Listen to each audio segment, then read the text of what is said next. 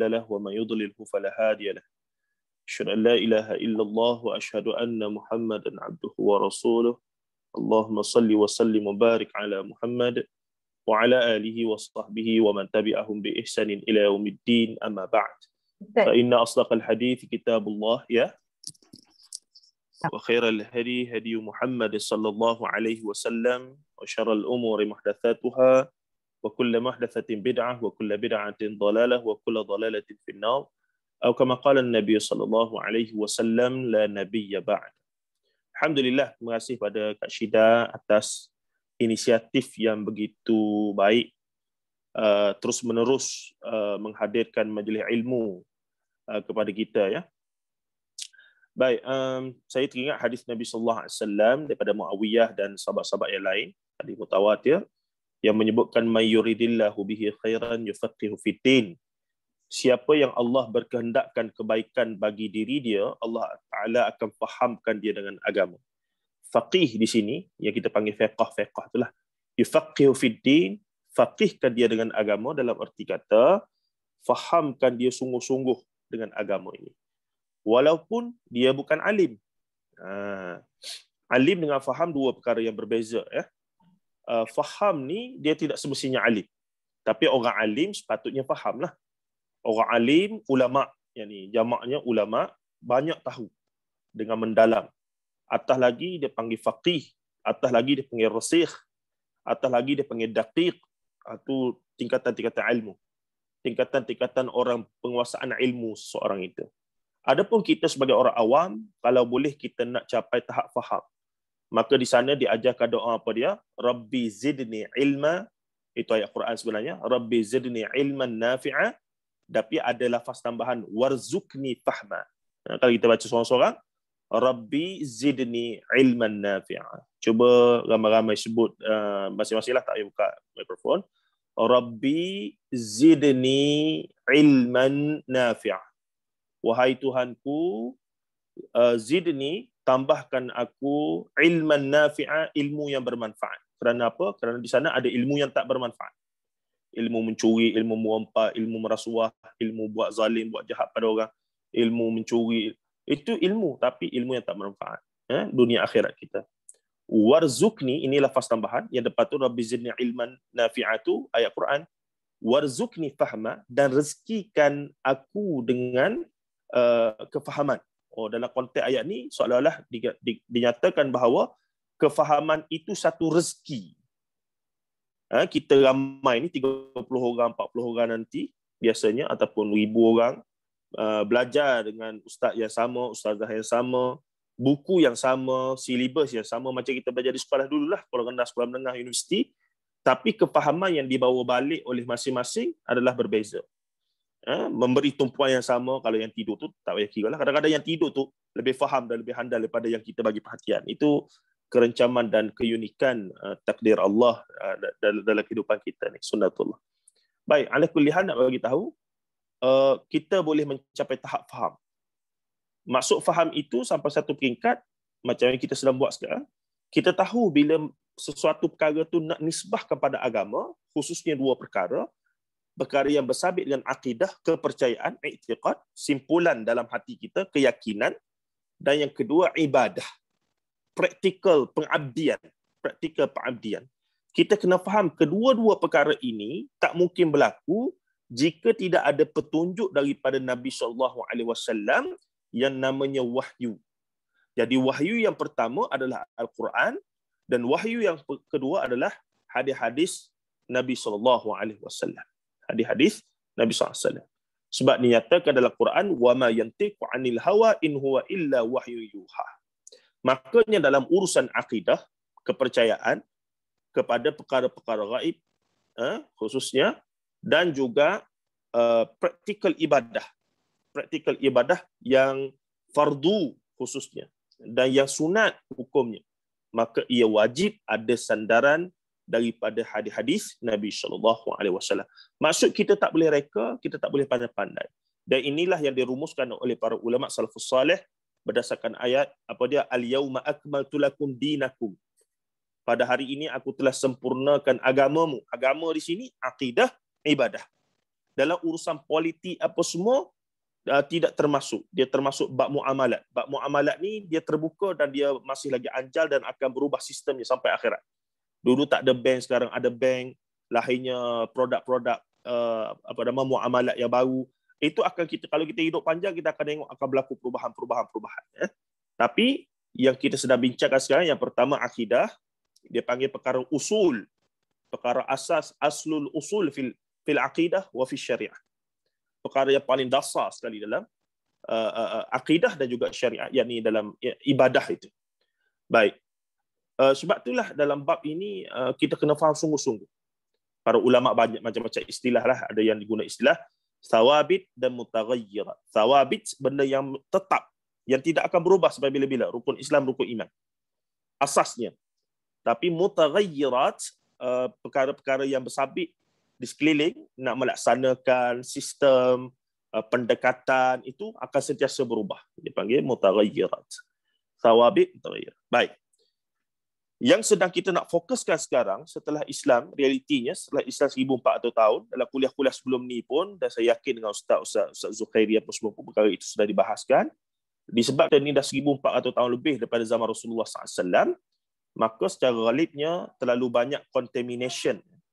Ibaratnya sekeping sungai, minta maaf saya nak, Kak Syida, saya nak keluarkan anak sekejap, dia bangun tidur dalam bilik. Saya nak minta bibi ambil sekejap. Ya.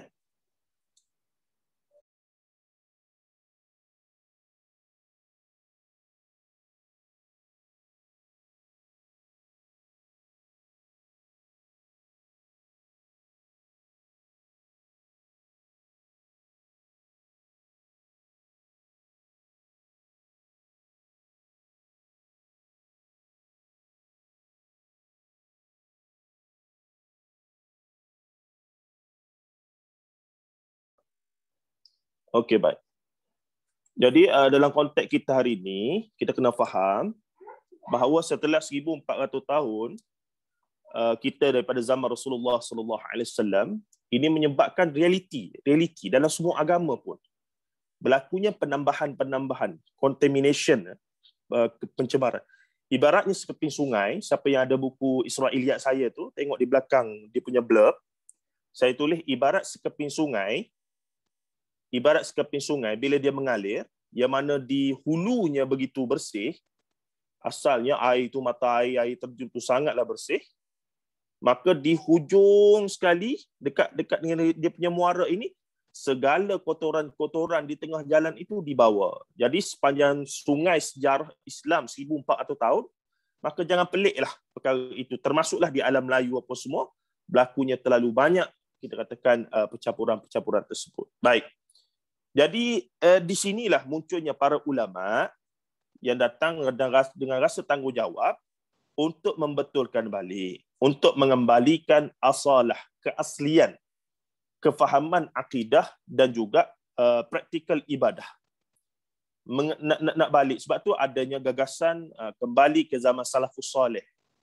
Kembali itu bukan maksud nak bawa kita semua ni secara fizikal pergi ke zaman itu, bukan. Ataupun setengah orang kata, kalau begitu lepas ni kena naik unta lah, kita kena naik kuda. Bukan. Yang kita sedang bincangkan adalah urusan akidah dan ibadah. Ada pun naik unta apa semua tu benda-benda yang bersabit dengan kehidupan, benda yang kita katakan jibiliyah. Istilah bahasa Arab dipanggil jibiliyah, benda yang bersabit adat. Itu tak ada masalah. Yang kita sedang bincangkan sekarang, nak mudah fahamnya, kalau Rasulullah tak terima wahyu, kita tak tahu perkara tersebut. Apa dia? Berkaitan akidah dan ibadah. Maksudnya kalau Rasulullah tak terima Al-Quran, Rasulullah tak terima wahyu daripada Allah, kita tak erti cara solat. Jadi makanya solat itu mesti exactly SOP-nya, KPI-nya ikut Rasulullah dan para sahabat. Kerana mereka generasi yang terbaik. Itulah falsafah dia secara umumnya. Tapi setelah 1400 tahun, Islam pun berkembang seluruh dunia, dan semua manusia, termasuklah kita di alam Melayu ini, sebelum datangnya Islam, terlebih dahulu experience dengan agama-agama dan kepercayaan lain. Ini saya dah hurai panjang dalam kuliah-kuliah kita sebelum ini, dalam buku-buku saya tu. Ini nak jelaskan tu. Maka pencampuran itu adalah satu realiti. Yang mesti kita hadapi. Kita tak boleh, teruklah kita dah akhir zaman, tak ada harapan. No, itu bukan cara orang Islam ya. Cara orang Islam adalah dia mesti menghadapi realiti zaman dia, dia mengakui kebaikan yang ada dan juga dia mengakui ketidakbaikan yang ada untuk dia islahkan, untuk dia tajdidkan. Contohnya kita orang Melayu, kita kena akui setelah Islam datang ke alam Melayu, terlalu banyak nikmat Islam dan iman yang kita dah sumbangan para ulama kita, itu tak boleh nafikan. Tetapi dalam masa yang sama, kita juga kena realistik secara objektif dan secara kita kata ilmiah, secara kita katakan realistiknya memperakui di sebalik datangnya Islam ke alam Melayu buat sekian lama, ada kelemahan-kelemahan yang kita kena baiki dari semasa ke semasa. Yang ni yang sebahagian besar orang Melayu kita tak boleh nak terima. Bagi dia, setelah apa yang ada dulu, dah orang dulu dah buat, ulama-ulama dulu dah buat, dah kelas kita ikut saja. Semuanya sudah sempurna. Tidak, tuan-tuan, tidak begitu ya.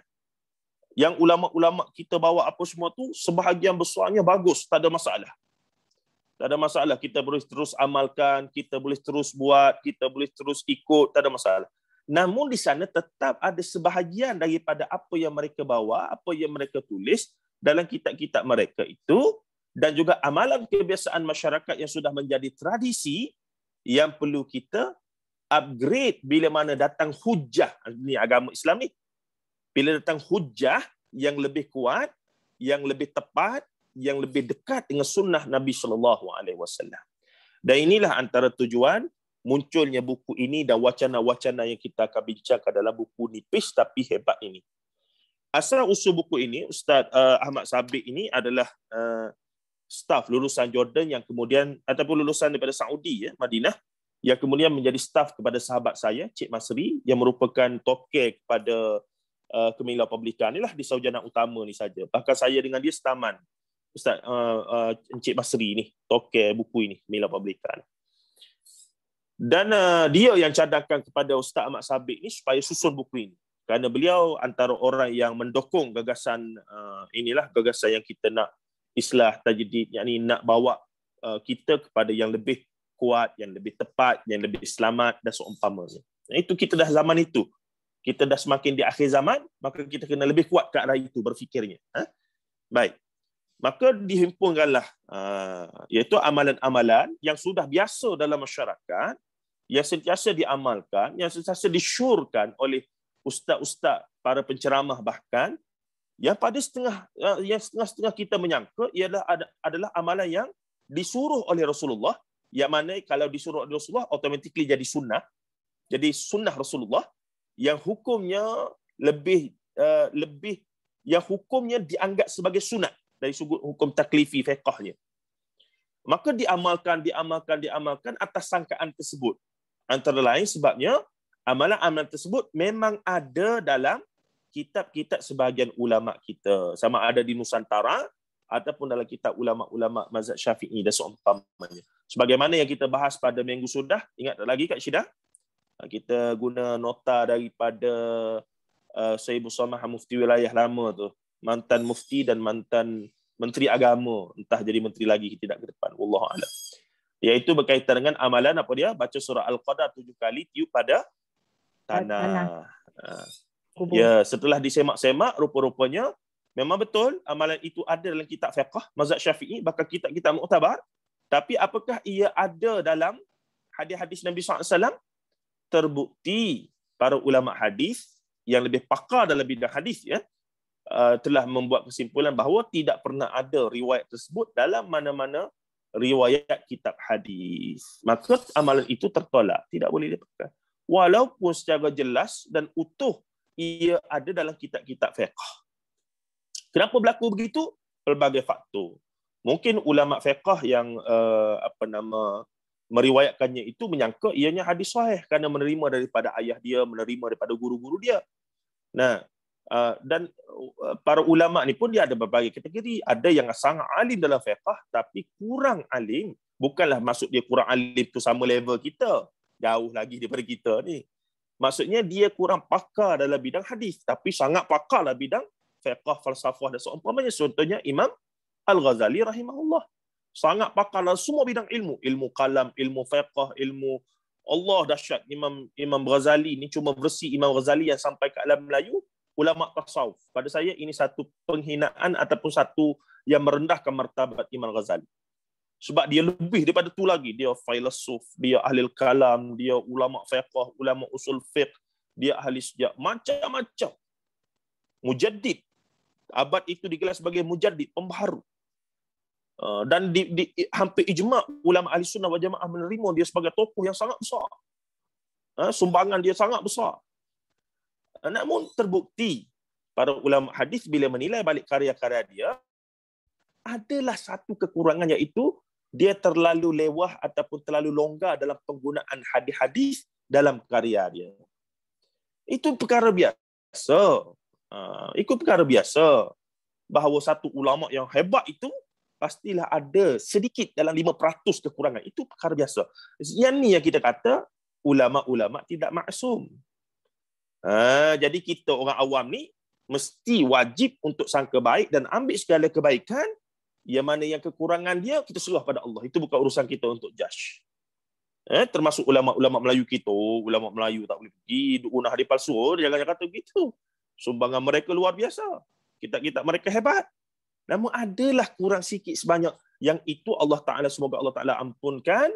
Dan manakala kita pula ambil kebaikan, dan yang tak berapa baik tu, yang mana yang kurang apa semua, kita tampung dengan ilmu ulama-ulama yang lain. Yang ni yang pentingnya kita belajar ramai guru. Dan biasanya orang yang belajar ramai guru, mereka jauh daripada sifat ta'asub. Apa dia ta'asub? Asabiyah itulah.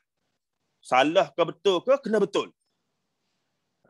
Salah ke betul ke? Kena betul. Sebab dia apa? Sebab dia guru saya.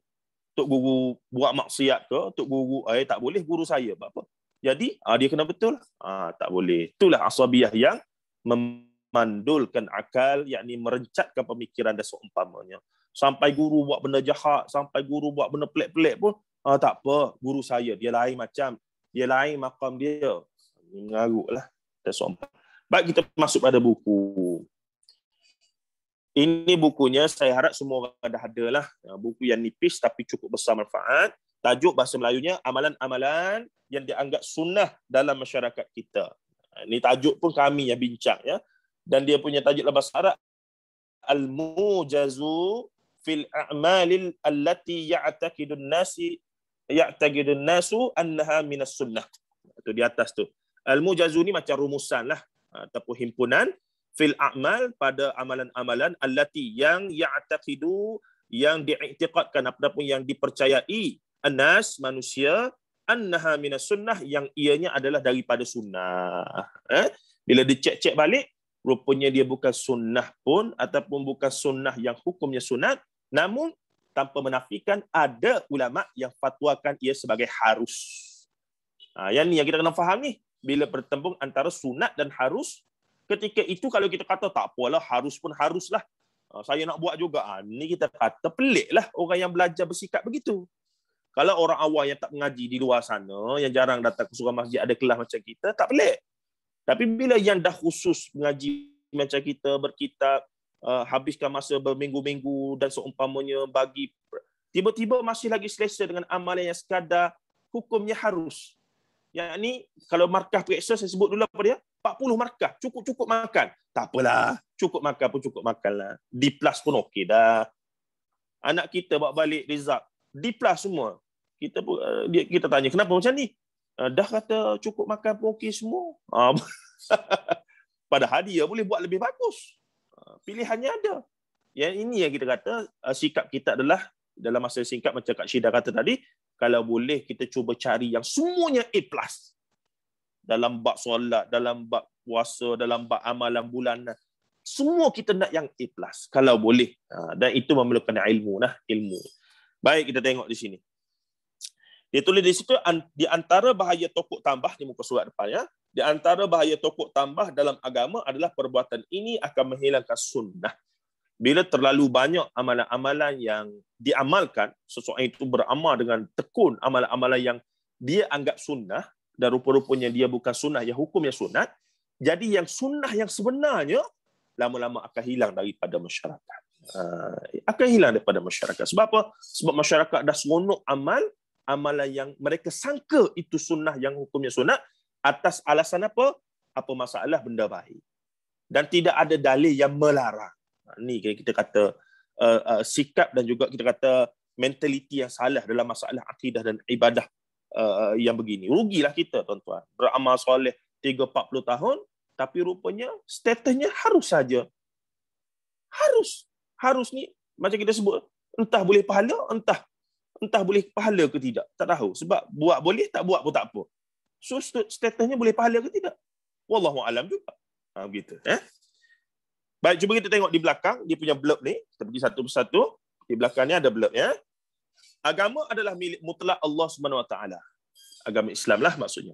Oleh kerana itu, setiap ibadah yang kita ingin lakukan, mestilah bersandarkan nas yang sahih. Sebab ibadah, saya sebutkan tadi, kalau Rasulullah tak terima wahyu, kita tak erti ibadah-ibadah khusus. Ibadah-ibadah khusus. Dalam rukun Islam itulah. Apa dia? Anta syahada an la ilaha illallah wa anni Rasulullah wa tuqimas salah wa tu'tiyaz zakah wa tasum Ramadan wa tahujjal baita istata'ta ilaihi sabila. Maka dalam solat Rasulullah kata sallu kama raaitumuni usalli. Dalam haji pun Rasulullah kata apa dia? Ambillah manasikakum, manasik haji kamu daripada aku. Dan seumpamanya. Sehingga pada hari ini katanya lagi apa dia? Kesukaran untuk berpegang, namun semakin jauh kita dari zaman penurunan wahyu, kesukaran untuk berpegang teguh dengan Al-Quran dan Sunnah itu semakin mencabar. Sehingga pada hari ini ada kalanya orang kita sering keliru sama ada sesuatu perbuatan itu sunnah ataupun tidak sunnah. Ini kerana amalan itu telah sebati dalam masyarakat dan sukar untuk membezakannya. Buku ini tampil untuk meluruskan apa yang berselera dan porak-peranda tentang adakah amalan yang dilakukan pada hari ini sunnah atau sebaliknya. Semoga mereka yang haus rohani, yakni orang yang nak mencari yang the best ni, orang yang sentiasa nak A+ ni dalam amalan dan dalam i'tiqad dia ni. Sebab tu kita kena bersikap begitulah. Sebab para sahabat bersikap begitu. Ada satu hadis sahih riwayat Bukhari Muslim ketika mana berlakunya peristiwa, saya masuk sikit last minute, peristiwa dipanggil Jam'ul Quran. Peristiwa Jam'ul Quran, tahu tak? Siapa tahu peristiwa Jam'ul Quran? Peristiwa menghimpunkan Quran selepas kewafatan Rasulullah sallallahu alaihi wasallam. Itu Jam'ul Quran, jamaklah Jam'ul Quran. Ketika Abu Bakar menjadi khalifah, ramai sahabat mati, ringkas cerita, siapa yang saya yakin ramai dah dengar. Jadi Umar bin Khattab radhiyallahu anhu datangkan satu cadangan yang Quran mesti dihimpunkan. Kalau tak ramai sahabat mati, khawatir generasi selepasnya. Adakah para sahabat buat benda baru? Bid'ah? Tidak. Sebab penulisan Al-Quran memang dah ada. Cuma sekarang nak himpun, nak kompilasikan. Zaman Rasulullah dah ada tulisan Quran tu. Cuma terpecah-pecah. Orang ni ada surah ni, orang ni ada juzuk ni. Jadi sekarang yang nak dibuat oleh Umar bin Khattab radhiyallahu anhu adalah nak jam'u, nak susun dia. Nak susun tu. Maka dicadangkanlah pada Abu Bakar As-Siddiq. Tapi Abu Bakar macam kurang setuju. Dalam hadis itu disebutkan kaifa taf'al syai' lam ya'malhu Rasulullah sallallahu alaihi wasallam. Maksudnya bila diberitahu begitu, mereka tanya, bagaimana boleh kita buat satu benda yang Rasulullah tak buat? Ini sikap para sahabat. Bila dicadangkan satu benda yang bersabit dengan agama, himpun Quran, Quran tu agama lah, maka benda pertama yang mereka tanya, kaifa taf'al syai'? Kaifa yaf'al syai'? Bagaimana kita boleh buat sesuatu yang Rasulullah tak buat? Maka Umar pun berhujah, benda ni bukan benda baru. Rasulullah pun suruh kita tulis. Sekarang ni nak himpun atas maslahah, takut generasi ke depan tu tak boleh baca dah. Sebab sekarang kita duduk hafal. Jadi ni ramai dah sahabat mati dalam perang ni. Perang menentang Musailamatul Kadzdzab apa semua ni. Golongan murtad apa semua ni. Maka Abu Bakar pun bila dengar begitu, setuju. Jadi nak upah siapa? Nak suruh siapa ni? Maka cari-cari, kena cari seorang sahabat yang betul-betul boleh committed, satu komiti yang diberi tugas khas ini. Dan tak silap saya, Sa'id bin Jubair yang dipilih itu, ataupun siapa, kena cek balik Syedai, Ustaz Zulkhairi mesti tahu ni. Dan disuruhlah kawan tu, dan ketika Abu Bakar dan Umar jumpa dia, sebut cadangan tersebut, jawapannya pun sama. Dia tanya, kaifa taf'al syai'? Kaifa yaf'al syai'? Bagaimana kita? Tadi ta tu kamu boleh buat. Jadi yaf'al. Bagaimana kita boleh buat satu perkara yang Rasulullah tak buat? Maksudnya mentaliti sahabat bila mana disuruh buat satu benda yang bersifat ibadah. Bersifat ibadah yang sangat khusus, yang berkaitan agama Islam yang khusus. Maka perkara pertama yang pop up in their mind adalah Rasulullah ada pernah buat tak perkara ni? Kita nak pandai-pandai ni. Tu sikap mereka. Kita ni tidak bila ada orang ajar. Sebab tu cara bertanya dalam agama, ya. Saya pernah ulang banyak tempat sebelum ni, tapi dalam grup kita ni belum lagi. Sepatutnya bila kita jumpa ustaz-ustazah tanya dalam masalah amalan, soalan kita apa dia? Ustaz, biasanya orang buat macam mana? Tengok. Soalan kita biasanya ni, kebiasaan di Saujana Utama akan lain dengan di Bandar Country Homes. Kebiasaan di Kelantan akan berbeza dengan kebiasaan di Kedah. Kebiasaan di Shah Alam akan sebab ia mengikut lokaliti. Tapi kalau soalannya ataupun sepatutnya kita tanya, Ustaz, Ustazah, apakah sunnah Rasulullah dalam amalan sekian-sekian? Itu soalan yang betul. Ustaz, Ustazah, apa sunnah Rasulullah dalam masalah kita katakan masalah ni, tahnik anak, baby ni, saya baru beranak ni. Maka sunnah Rasulullah begini. Kalau kata kebiasaan, kalau tempat kita ni kalau tak ada kambing golek tak jadilah. Kebiasaan. Itu biasanya kebiasaan dengan sunnah. Dan biasanya sunnah ni tak habis duit banyak. Kalau kebiasaan, dia nak parti, dia nak ada kenduri, dia nak makan-makan. Which is, kalau kita mampu tak ada masalah. Sekarang ni kita bincang bukan semua orang mampu. Ada orang muda yang baru kahwin, suami isteri walaupun ada degree tapi mungkin baru kerja sebagai kita katakan di mana di kedai makan apa semua ni, pasar raya ni lah, di Tesco ke apa semua, suami isteri gaji RM1,500, RM3,000 dengan sewa rumah RM1,000 apa semua. Jadi bila tanya nak buat akikah ni macam mana, nak buat ni apa, tahnik, bukan akikah dulu. Akikah tu memang confirm kena duit lah. Sebab tu orang yang mampu disunahkan, orang tak mampu kalau boleh. Dan itu ada kelonggaran. Cumanya tahnik tu perkara cukup mudah. Bawa baby, potong rambut. Kata. Dengan bacaan apa semua. Boleh buat sendiri. Dan kalau kata nak ambil berkat, dan itu pun disuruh jugalah. Cari orang tua, mak ayah kita, mak mertua ke apa semua. Kalau tak, carilah tu imam apa semua kampung kita. Nak katanya benda mudah dan tidak ada kos. Tapi bila ikut adat, nak ada berendoinya, nak ada ikut artis pula, nak ada majlis lawak, nak ada pulut kuningnya dulu. Panjang cerita. Jadi, last sekali apa dia? Tak payah buatlah, tak ada duit. Jadi kesimpulan orang muda ni, tak payah buatlah, tak ada duit. Tertinggal satu sunnah tahnik yang besar, yang sepatutnya tidak ada kos pun. Dan itulah yang berlaku dalam masyarakat kita sebahagian. Yang ni yang kita nak fahamkan generasi baru ni. Ni ibu ayah sekalian ramai anak-anak ni kena fahamkan. Kalau kita mak ayah ada duit pula setengah tu dia seronok pula. Tak apa mak yang tangguh semua. Tu lagi bagus. Ni kita bercakap tentang pelbagai situasi latar belakang. Dan kita tak nak latar belakang tak ada duit apa semua ni menyebabkan orang jadi tak buat sunnah. Itu maksudnya. Baik, kita pergi lagi. Buku ini tampil tadi dah habis. Okey, kita pergi kepada muka surat mukaddimah ya. Depan tu boleh baca sendiri yang mana ada tu. Saya tak bacalah, pengantar penulis, kalam penerbit, pengantar penulis saya tak nak baca. Kita terus pergi kepada mukaddimah, muka surat 1. Baik, bismillahirrahmanirrahim. Alhamdulillahirabbil alamin wassalatu wassalamu ala Rasulullah wa man walah. Asyhadu an la ilaha illallah wahdahu la syarikalah wa asyhadu anna Muhammadan abduhu wa rasuluh thumma amma ba'd. Ini dinamakan sebagai khutbatul hajah ataupun yang saya baca tadi yang panjang lebar tu lebih lengkaplah. Innal hamdalillah nahmaduhu wa nasta'inuhu. Ini kebiasaan Rasulullah bila Rasulullah berpidato bersyarah depan sahabat-sahabat sama ada dalam khutbah ataupun dalam syarahan umum itu. Duk sembang gitu tak adalah tiba-tiba Rasulullah innal hamdalillah nahmaduhu, tak ada. Tapi bila benda itu rasmi sikit, setelah solat Rasulullah ada benda nak sampaikan, ataupun khutbah Jumaat, ataupun khutbah hari raya, ataupun kadang-kadang yang rasmi lah. Jadi tradisi ini telah diambil oleh para ulama bila memulakan penulisan-penulisan mereka untuk memulakan khutbatul hajah dipanggil.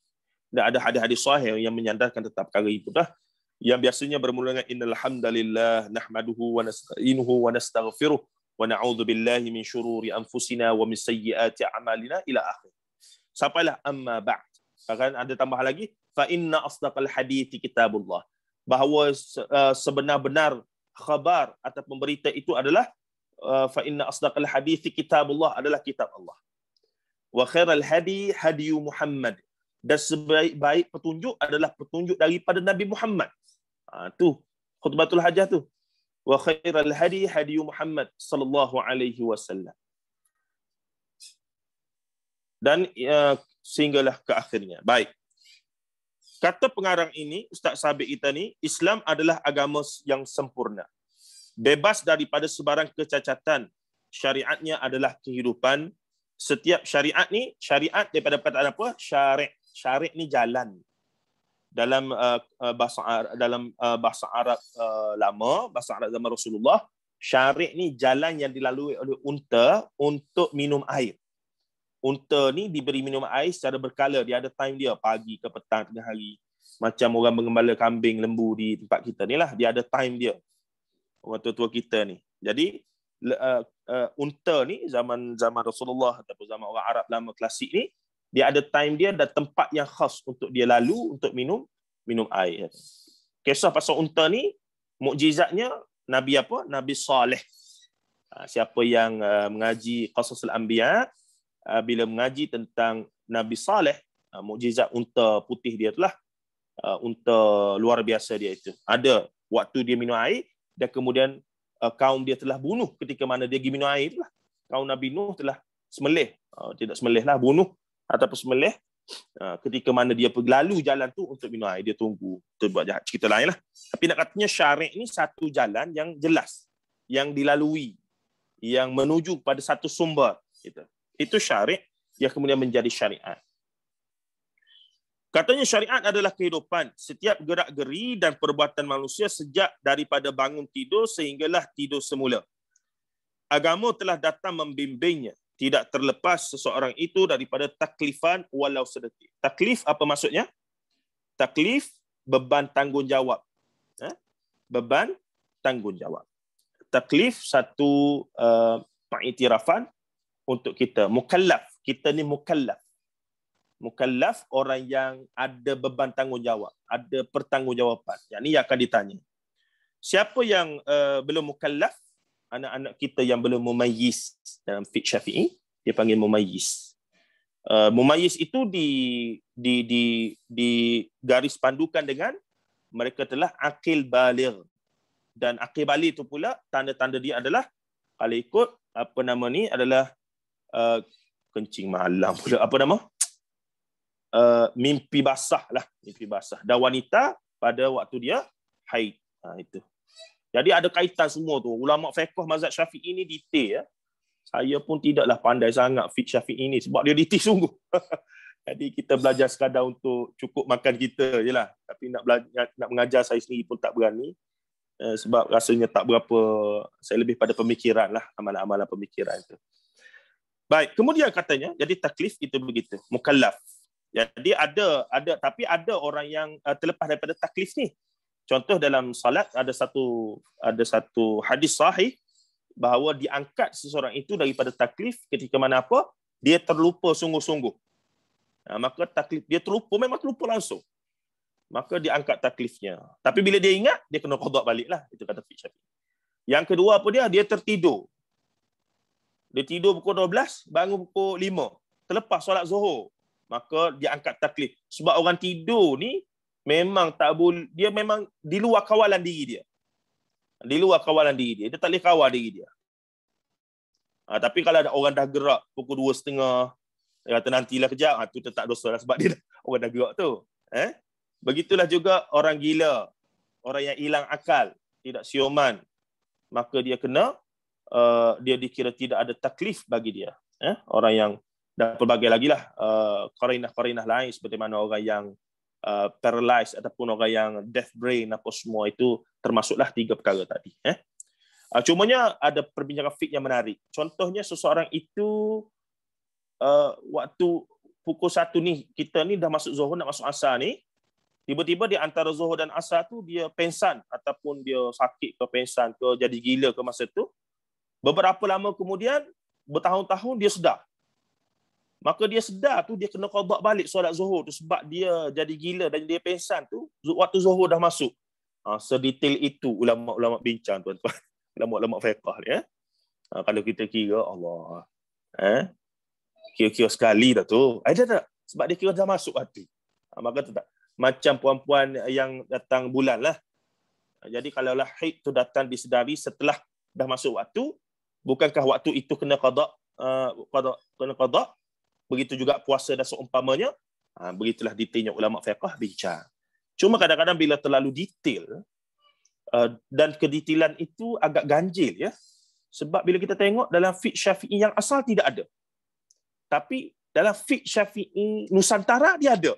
Yang ni kita nak tahu, betulkah adalah sunnah Nabi? Itu yang kadang-kadang contoh dalam bab saf apa semua nanti kita akan tengoklah satu persatu Baik. Agama adalah milik mutlak Allah SWT. Oleh kerana itu setiap ibadah yang kita inginkan mestilah bersandarkan nas yang sahih. Nas apa dia? Yang pertama Quran, yang kedua hadis Nabi SAW. Itu nas. Dalil bukti. Dalil ni, salah satu dalil adalah nas. Nas ni dalil yang tertinggi. Quran Sunnah. Dalil juga dia boleh mari pada akal, dalil akli. Sebab tu ulama bahagi pada dalil nakli dan dalil akli. Dalil nakli, Quran Sunnah, iaitu wahyu, nas tadi.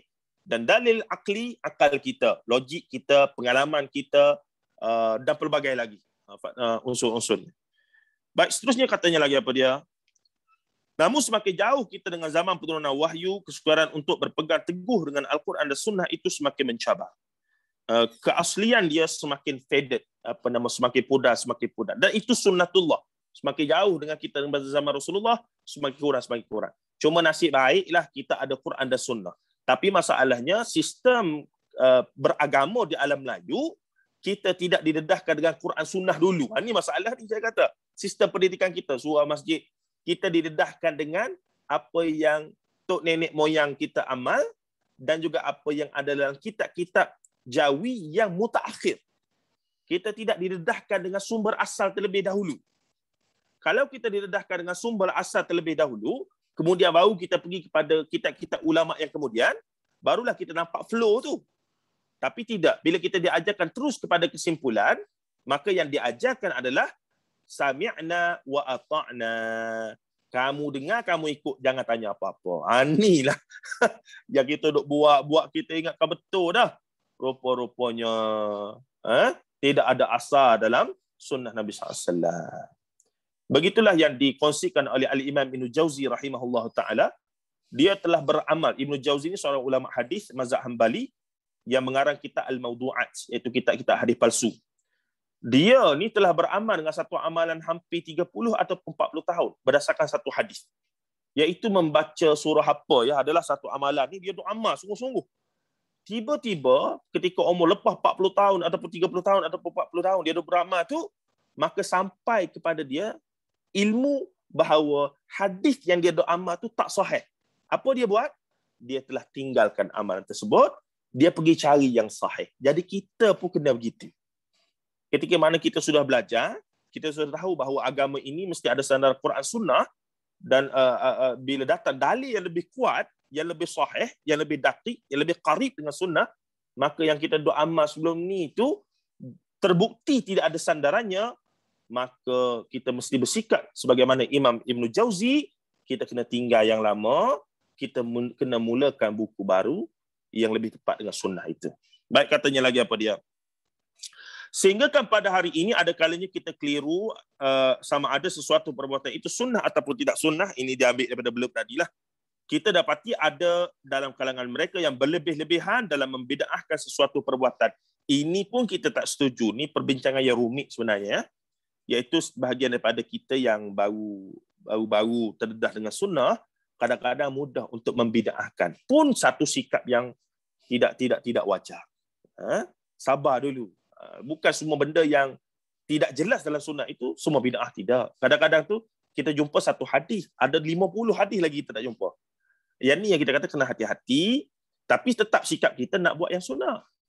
Cuma kadang-kadang kita jumpa yang orang lain buat tu macam tak sama dengan kita, rupa-rupanya dia ada hadis yang lain yang kita tak tahu. Ada seumpamanya. Baik. Kemudiannya menjadikan maksudnya dalam membidah asal, menjadikan maksudnya itu begitu luas. Ada pula yang bermudah-mudah, semuanya sunnah. Asal benda baik, sunnah belaka. Ini pun masalah juga ni tuan-tuan. Ini masalah besar. Benda baik, apa salahnya? Apa salahnya tu? Semua benda lah. Bahkan yang paling teruk lagi, dia sandar pula. Ni Nabi buat ni. Ni yang kita risau ni. Sebab nak kata Nabi buat, beware.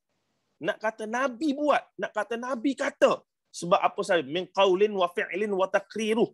Apa saja ma usifu bin Nabi sallallahu alaihi wasallam min qaulin wa fi'lin wa taqriruh. Apa saja yang dinisbahkan, yang dikatakan, yang disandarkan kepada Rasulullah sallallahu alaihi wasallam min qaulin, daripada perkataan dia, wa fi'lin, dan juga perbuatan Rasulullah.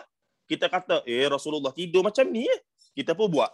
Walau tak ada pun hadis macam tu, kita dikira berdusta atas nama Nabi SAW.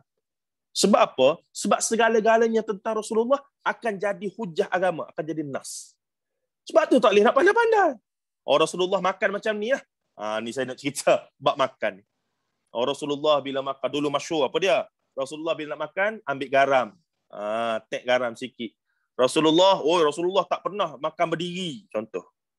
Memanglah sunnahnya makan duduk. Tapi rupa-rupanya bila kita baca hadis, di sana ada keadaan-keadaan tertentu yang Rasulullah makan ataupun minum secara berdiri. Contohnya adalah keadaan-keadaan yang memerlukan. Saya pernah jumpa seorang ustaz ceramah datang. Ustaz ni famous, saya tak sebut siapa. Datang ceramah di pejabat saya 10 tahun dululah, masa saya kerja kerajaan dulu. Jadi dia sebut Rasulullah ni tuan-tuan, tak pernah, kalau Rasulullah ni nak gelak, nak senyum paling-paling pun macam ni je. Rasulullah pun tutup mulut. Detail tu disebut. Rasulullah ni bila berhadapan dengan satu benda yang sangat kelakar macam mana pun, Rasulullah tak akan ketawa. Rasulullah akan senyum, lepas tu Rasulullah akan tutup mulut. Saya ingat lagi dia sebut gitu. Saya faham bahawa beliau berniat untuk nak memuliakan Rasulullah. Kita faham, dia nak kata Rasulullah ni wibawanya, punyalah baik sampai tak mungkinlah tergelak-gelak macam kita ni. Dan kita pun beriman begitu. Rasulullah tak adalah terbahak-bahak macam kita, mengilai-ngilai. Itu mustahil. Tapi bila dia kata Rasulullah ni lucu macam mana pun, dia tak mungkin gelak. Apa semua, tutup mulut. Bila kita baca hadis Nabi SAW sendiri, kita baca hadis Rasulullah SAW sendiri, Rasulullah kata apa dia? Sahabat kata, Allahumma salli alaihi hadis tu yang berbunyi macam Rasulullah tergelak, fadhahika Rasulullah SAW hatta badat nawajizuhu. Fadhahika ni maka tergelaklah Rasulullah hatta badat nawajizuhu, sehingga terlihat gigi gerahangnya. Apa maksudnya tu tuan-tuan? Hadis sahih. Maksudnya Rasulullah tergelak disebabkan ada seorang badui dalam hadis tu, seorang badui buat lucu. Rasulullah tergelak hatta badat nawajizuhu, sehingga terlihat gigi gerahangnya. Yakni Rasulullah pun gelak. Ada gelak-gelak yang macam kita lah. Rasulullah ni manusia lah. Macam suami kita, macam anak kita, macam kita lah. Ada benda lucu, sukalah, apa masalahnya. Cuma tak bolehlah kita bayang Rasulullah terbahak-bahak, mengilang-ilang macam kita. Tak bolehlah begitu.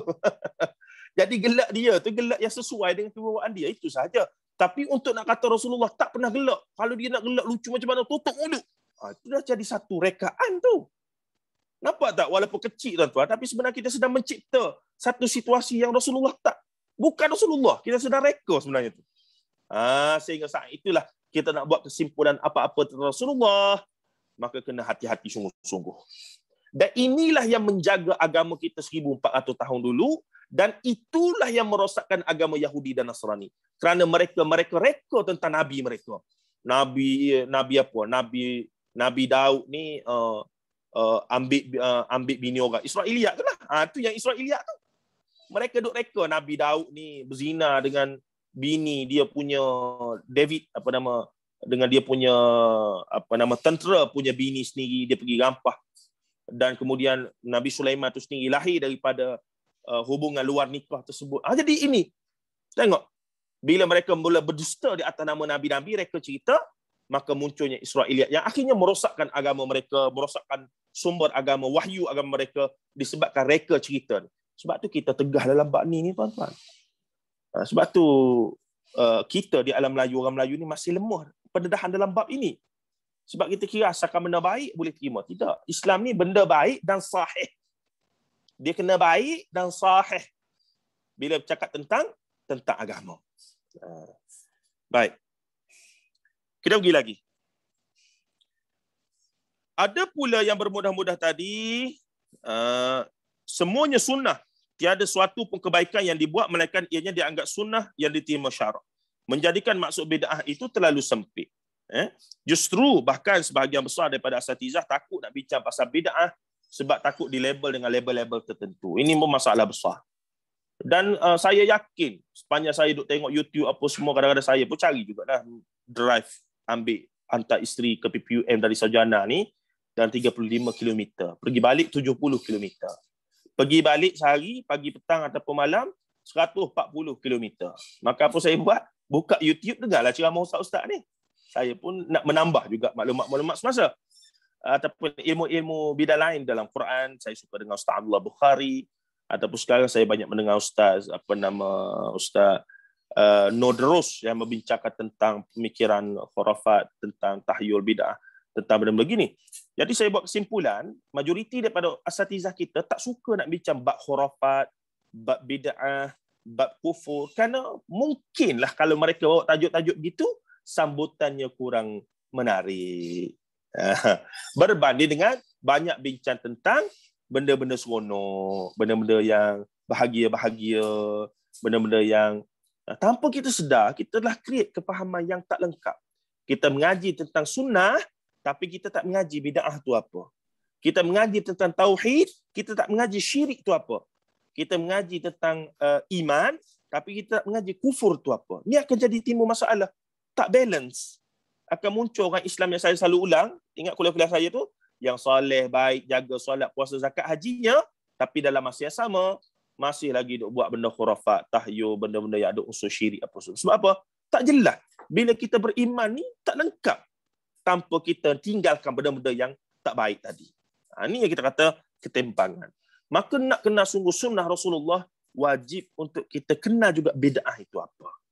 Masalahnya, itulah ustaz-ustaz kita ni, bila dia ceramah pasal bid'ah, ustazah, kalau ustazah ni hampir tak ada saya jumpa yang bincang pasal bid'ah ni. Wallahu a'lam mengapa, tapi saya tak setujulah sikap tersebut. Kita mesti balancekan, jelaskan pada masyarakat secara ilmiah, secara jelas bahawa yang ni adalah yang benar. Sebab apa?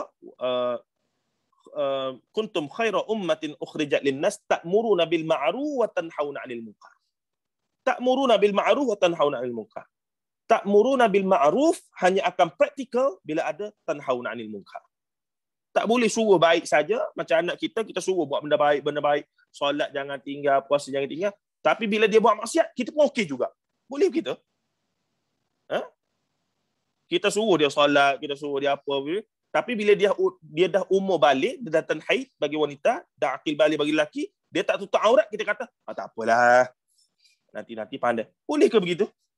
Tak boleh. Dalam kita duk suruh solat, puasa, mengaji, suruh dia khatam, hafal Quran apa semua, bila dia buat benda tak betul, dia tak tutup aurat sempurna, abang, kakak, jangan. Pakai baju elok-elok. Awak dah besar.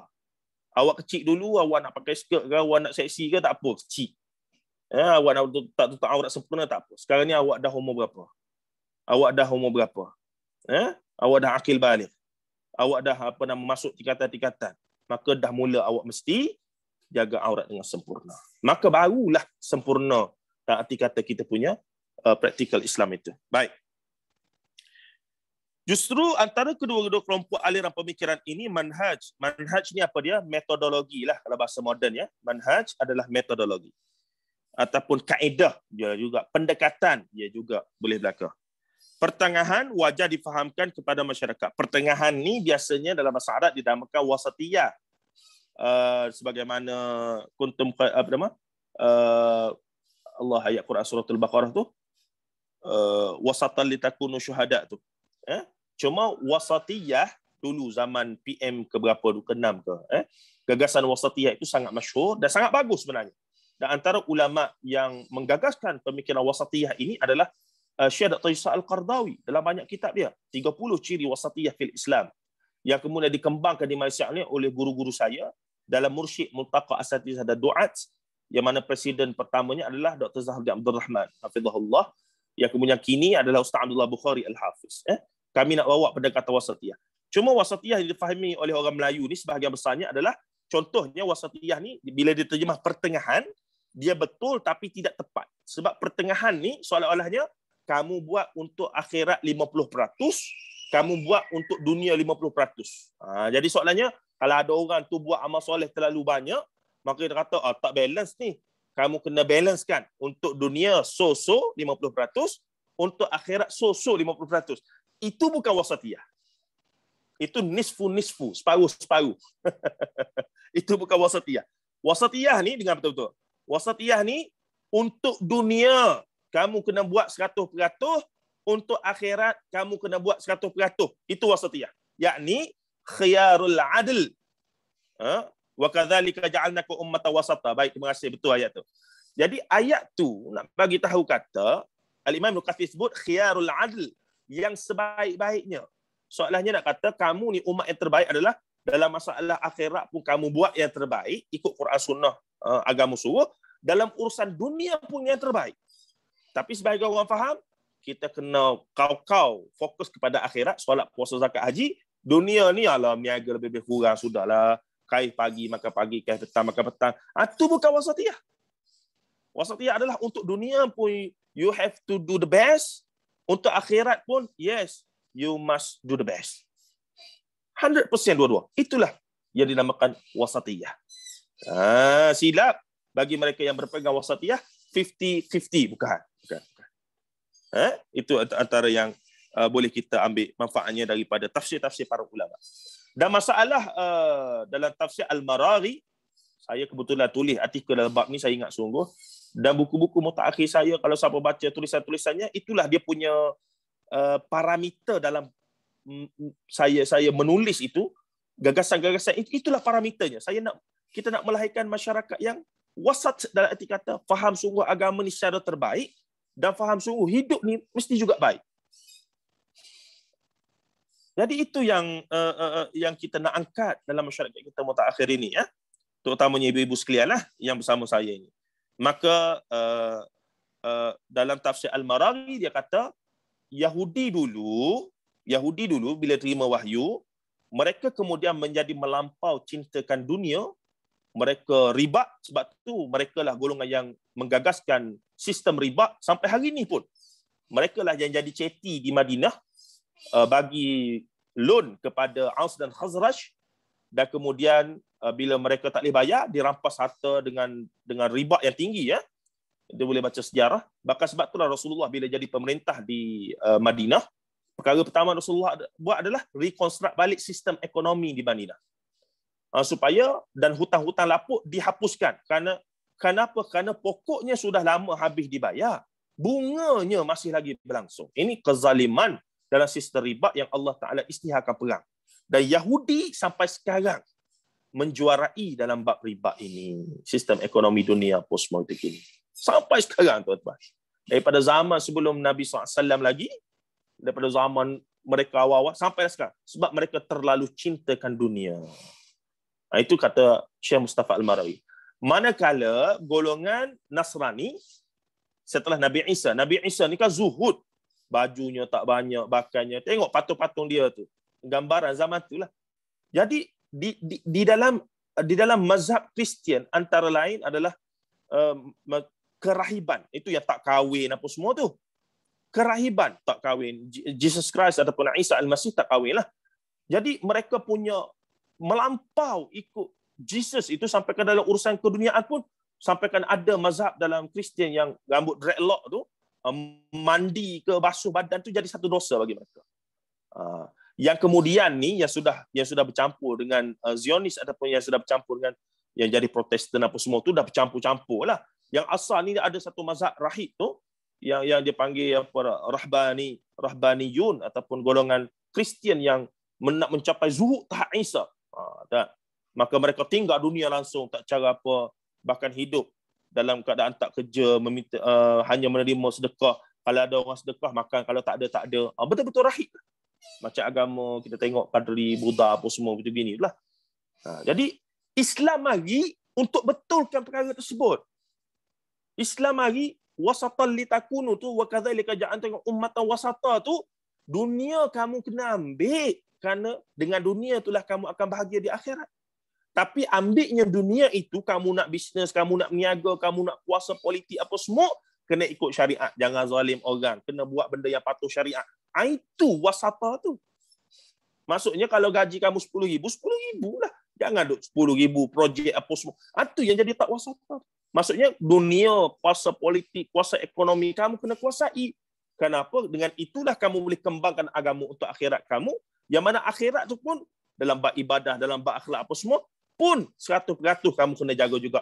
Yang itulah untuk imbangkan kemelampauan Kristian dan juga Yahudi tadi, maka dinyatakanlah wa kadzalika ja'alnakum ummatan wasata. Dan contoh wasata terbaik ni siapa dia? Para sahabat Rasulullah SAW.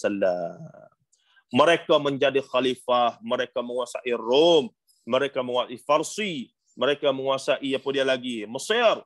Hampir banyak penguasaan ketika itu, tapi mereka tetap zuhud dan mereka tetap menjadi sahabat Rasulullah yang menjaga syariat dan seumpamanya. Yang itulah kita kata generasi emas. Generasi emas iaitu khairul quruni qarni, kata Rasulullah, thumma alladhina yalunahum thumma alladhina yalunhum. Sebaik-baik kurun adalah kurunku dan kurun selepasku dan kurun. Tak, mereka tak buang dunia. Mereka tak buang dunia, tapi mereka manipulate, kalau bahasa kita lah. Mereka manipulate dunia dan mereka pastikan untuk dunia itu untuk ada manfaat akhiratnya. Dan dengan itu, mereka ambil dunia dengan patuh syariat lah. Tidak menzalimi orang lain dalam bab muamalat, tidak menzalimi orang lain, tidak mengambil hak orang lain, apa semua begitu begini. Dan segala suruhan dalam bab zakat apa semua disettlekan. Maka ambillah dunia sekadar yang ni. Ada yang, sebab tu ada sahabat yang terlalu kaya. Abdurrahman bin Auf, Abdurrahman bin Aufnya, Umar bin Khattab pun kaya, Abu Bakar pun kaya, Rasulullah sendiri pun kaya sebenarnya, tuan-tuan. Rasulullah kaya, siapa kata Rasulullah miskin? Rasulullah sangat kaya. Mana harta Rasulullah dapat? Daripada ghanimah peperangan. Portion Rasulullah paling besar. Tetapi ghanimah tersebut, Rasulullah bina istana apa semua ke? Tidak. Rasulullah guna untuk, kan dia isteri dan anak-anak yatim yang ramai. Jadi Rasulullah guna harta yang banyak itu untuk pembangunan ummah. Jadi dia ambil portion untuk dia hidup selesa dengan suami isteri, tak perlu minta-minta bahkan, sebab Rasulullah bukan haram lah, Rasulullah tidak boleh menerima sedekah, tapi hadiah boleh. Dan harta yang banyak itu bukan untuk ditimbun untuk personal, tapi pembangunan ummah. Jadi Rasulullah kaya ke tidak? Ya, Rasulullah kaya. Ada isteri-isteri Rasulullah, Saudah apa semua yang kaya. Tapi kekayaan mereka itu untuk apa? Itu yang kita kata yang berbezanya falsafah kaya dan seumpamanya itu. Baik. Di samping perlu untuk diterapkan kesedaran mengikhlaskan fiqh, yakni khilaf yang berlaku di antara mazhab-mazhab agar masyarakat tidak mudah memandang serong terhadap orang yang berbeza pengalaman fiqhnya. Masalah di alam Melayu satu lagi, ingat betul-betul kalau boleh catat, perasan ke tidak, kalau berbeza dalam masalah fiqh, yakni perkara yang boleh berbeza, furu' fiqhiyah, maka kita akan dikecam sungguh-sungguh soalnya benda itu tak boleh nak berbeza langsung. Tapi kalau berbeza dalam masalah akidah, percaya bomoh, tak percaya bomoh, dia jadi okey. Terbalik. Sepatutnya dalam masalah akidah lah tak boleh ada beza. Kena tegas. Tok bomoh, tak boleh. Dia Islami, tak boleh. Lebih selamat jangan pergi Tok bomoh. Takut-takut dia guna benda pelik-pelik. Tak, dia baca bismillah. Bismillah tak jamin. Bahkan dia tu kita tahu dengan tak tutup auratnya, duk isap rokoknya. Tok bomoh apa lagu tu? Perawat apa lagu tu? Dah, ada dia alhamdulillah istighfar semua. Berkeliru tu. Tapi bila masuk bab ibadah, contohnya Contoh yang masyhur lah. Contoh kita mengaji sikit, tapi saya tak syorkan juga. Contohnya kita mengaji dululah masa tengah semangat-semangat, kita berkata, selain pada mazhab Syafi'i, sebenarnya kunut tak sunat pun. Jadi kita pun secara peribadi nak praktikal, nak praktis di rumah, tak baca kunut. Oi, suami ke isteri kita ke anak-anak tahu, boleh bergaduh tu. Awak ni agama mana? Agama mana? Dia tanya, bukan mazhab mana. Awak ni agama mana pula ni? Padahal kalau tinggal kunut dalam mazhab Syafi'i pun dia sunat muakkad. Dia bukannya perkara wajib. Selagi mana sunat, sunatlah. Tak boleh jadi wajib. Tapi kita punya mentaliti orang Melayu, benda fiqh begitu pun kalau tak buat dia jadi macam akidah. Mana boleh? Tapi bila yang akidah betul, yang berkaitan dengan amalan-amalan, kepercayaan bomoh, tangkal mangkal apa semua ni, dia tak apa, ni ikhtiar. Okey. Yang solat hajat pun kita buat juga, yang ni pun kita buat juga. Apa masalahnya? Tengok. Dan di sini kita kata terbalik. Yang sepatutnya dalam bab akidah kita tegas, kita sempitkan, tapi dalam bab fiqh kita begitu. Sepatutnya dalam bab fiqh tu kita luas. Kita terbuka. Sebab itulah adanya mazhab-mazhab yang pelbagai. Bahkan dalam mazhab Syafi'i sendiri pun pelbagai pandangan. Kenapa? Kerana experience orang. Orang yang tegas dengan mazhab Syafi'i versi Nusantara, yang tak pernah keluar negara, dia tak faham bagaimana keluasan fiqh itu banyak menyelamatkan keadaan. Orang yang biasa duduk luar negara, dia akan faham. Sampai contoh ke tempat-tempat mazhab Syafi'i, contoh rukun jual beli dia ada 4. Penjual, pembeli, akad jual beli, dan juga barang yang dijual beli tu kan. Hari ini sudah ada jualan online apa semua. Dulu kita diajarkan bila pergi ke pasar apa semua kena sebut apa dia? Saya beli saya jual. Kena ada akad baru sah jual beli.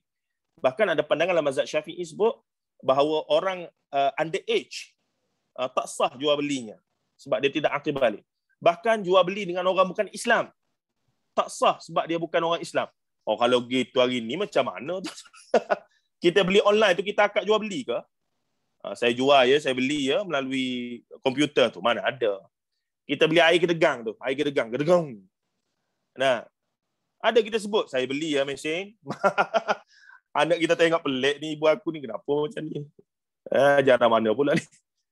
Bermaksud itu benda-benda yang mutaghayyirat, benda yang berubah. Sistem, ciri-ciri itu dia akan berubah. Sebab sistem perbankan dulu mana ada bank, hari ini ada bank. Maka akan berubah. Tapi yang tak berubahnya akidah. Tauhid pada Allah, syirik-syirik, perkara yang boleh mensyirikkan Allah, itu tak berubah, yang mesti dimanteras. Di sinilah kekeliruan kita meletakkan first thing first, kata Stephen R. Covey, perkara yang utama. Perlu diutamakan perkara yang utama. Baik, terus kita pergi. Panjang budak saya syarah ni sedap. Jadi jejak pula ni petang-petang ni. Okey ke semua ni? Saya tak sempat tanya langsung khabar ni. Okey ke semua? Okey Ustaz.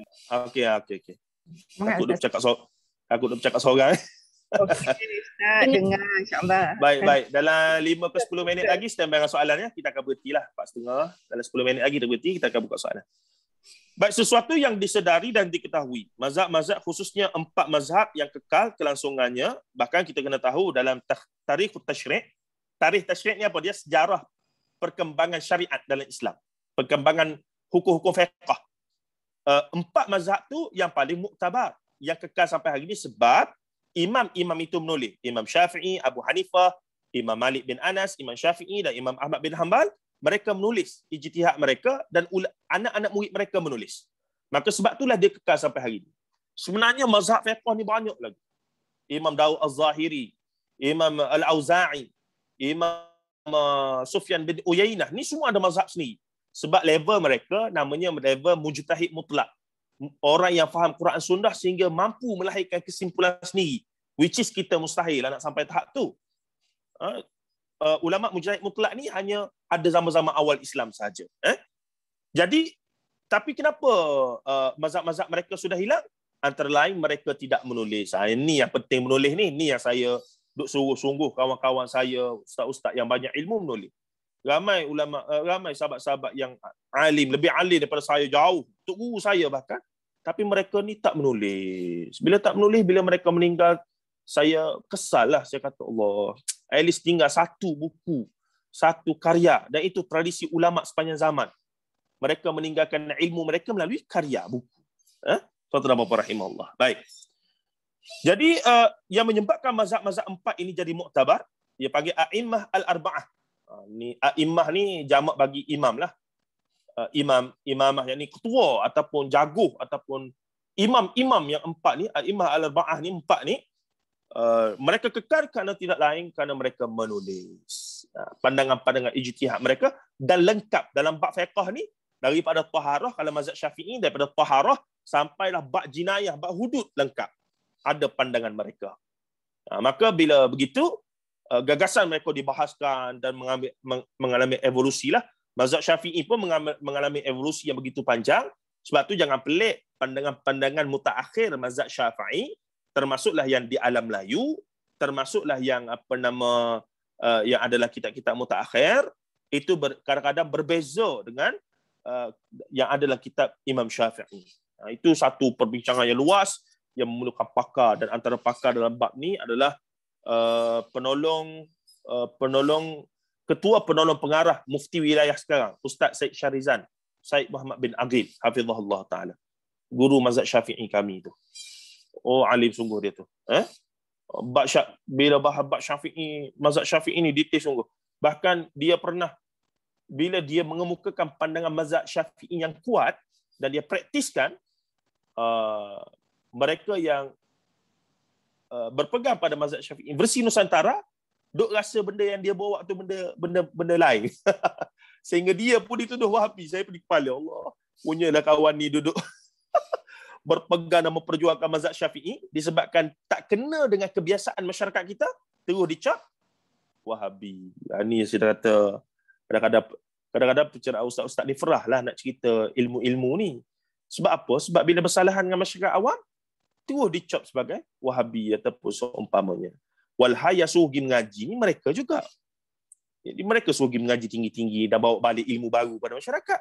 Tapi bila ustaz-ustaz ni dah mengaji tinggi, banyak kita jumpa mazhab Syafi'i yang lebih kuat, yang lebih sunnah apa semua, bawa balik nak betulkan masyarakat. Kamu ni memandai-mandai. Kami dah buat benda ni lama dah. Ini kita kata irony ni. Dia yang dulu suruh kita pergi mengaji.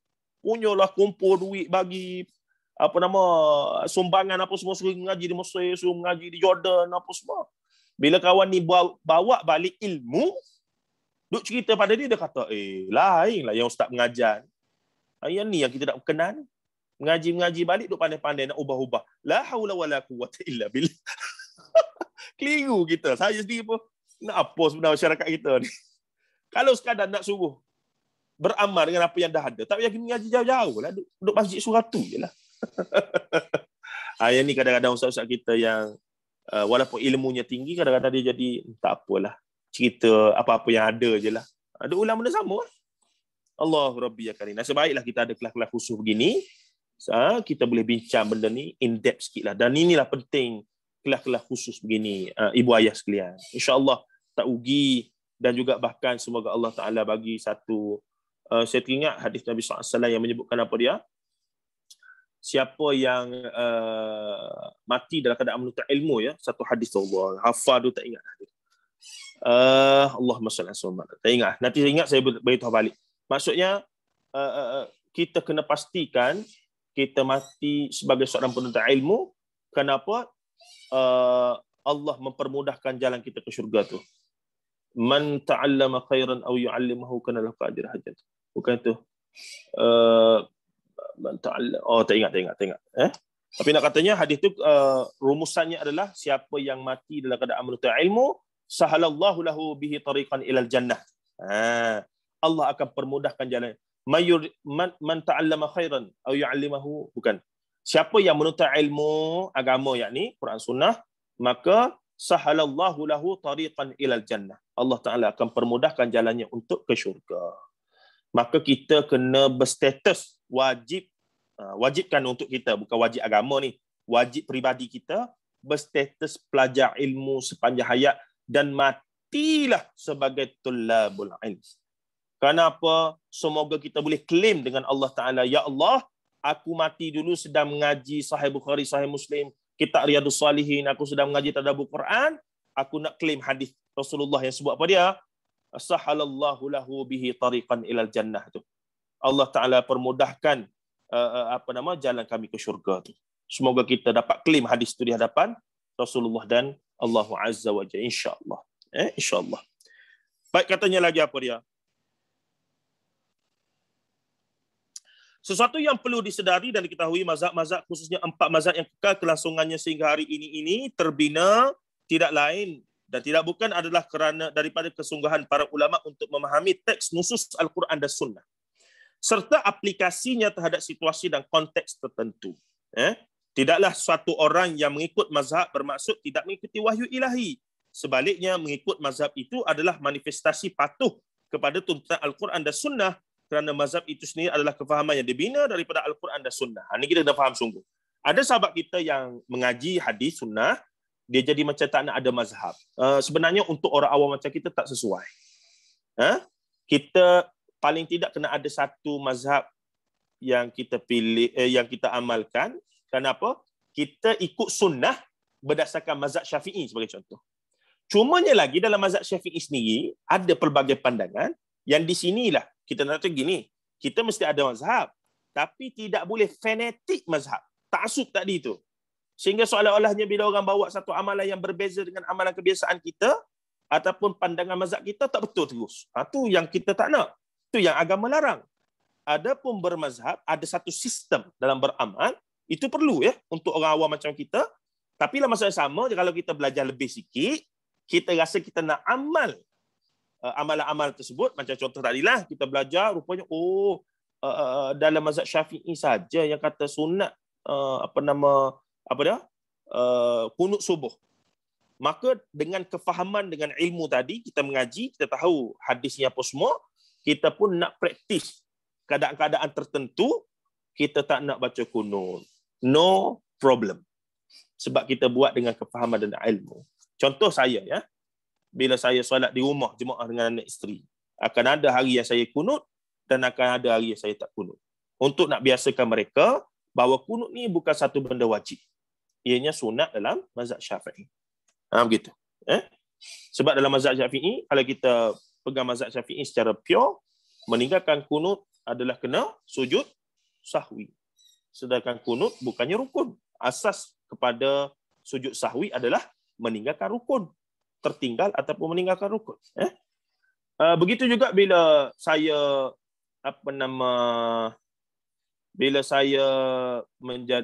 kita contohnya di musafir, berarti di RNA.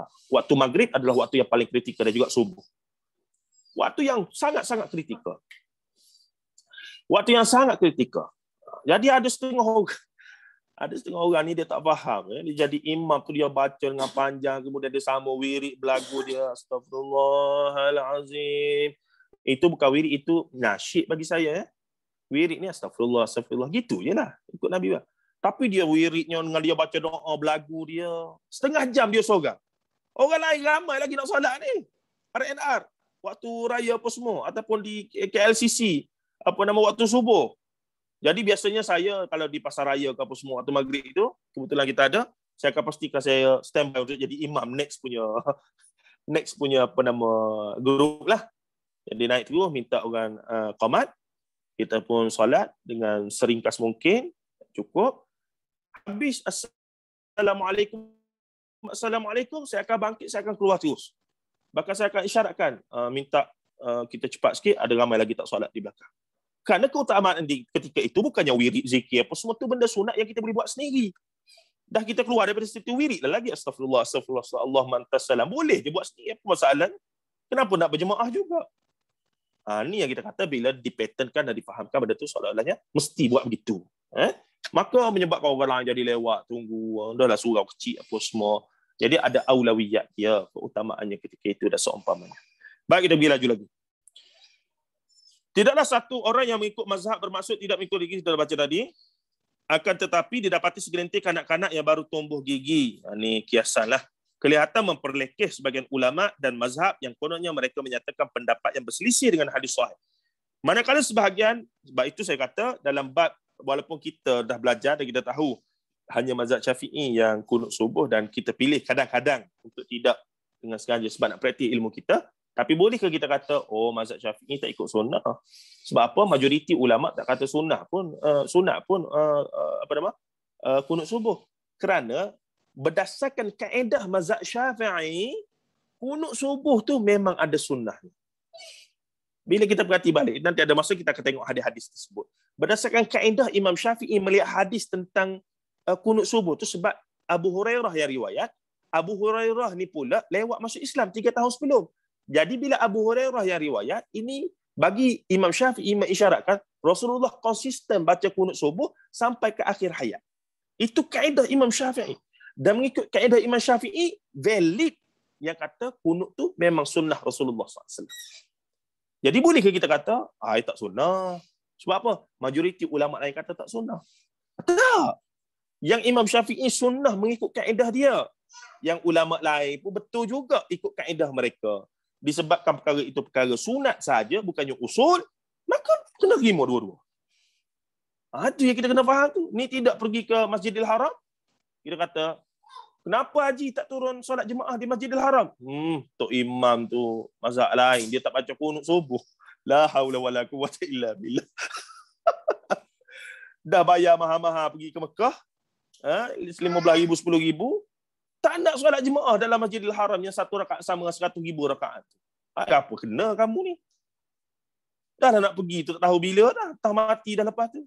Dan COVID ni payah lagi nak pergi. Dah pergi duduk di sana, duduk hotel paling dekat dengan Masjidil Haram, pintunya berapa ratus meter, berapa meter saja. Tiba-tiba tak nak masuk ambil fadilat solat dalam masjid, walaupun ada fatwa kata di hotel tu kira kawasan Masjidil Haram lagi.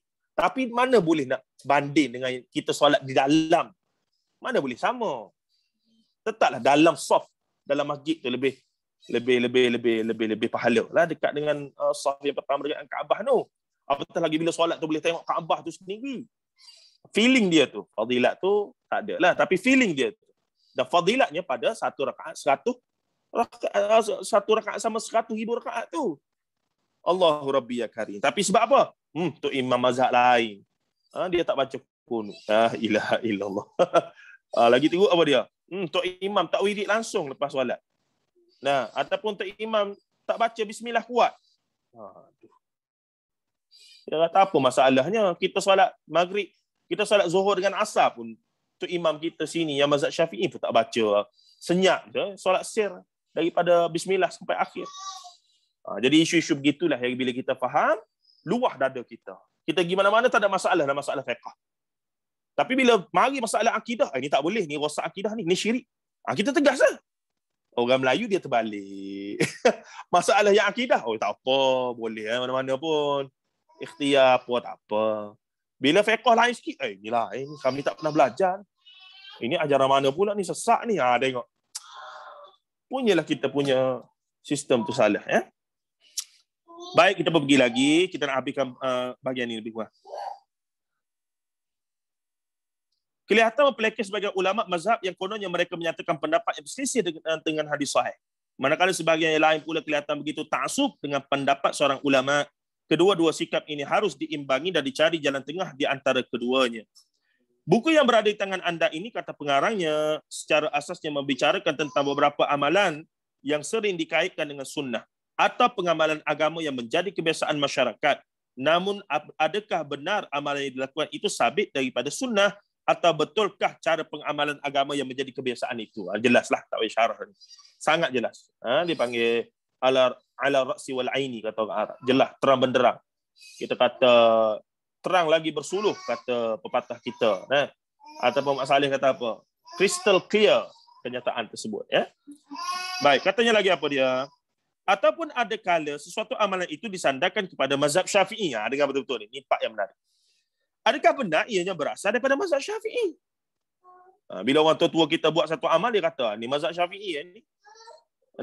Ataupun kita sangka dah tok nenek moyang kita buat, mak ayah kita buat, mazhab Syafi'i lah kot.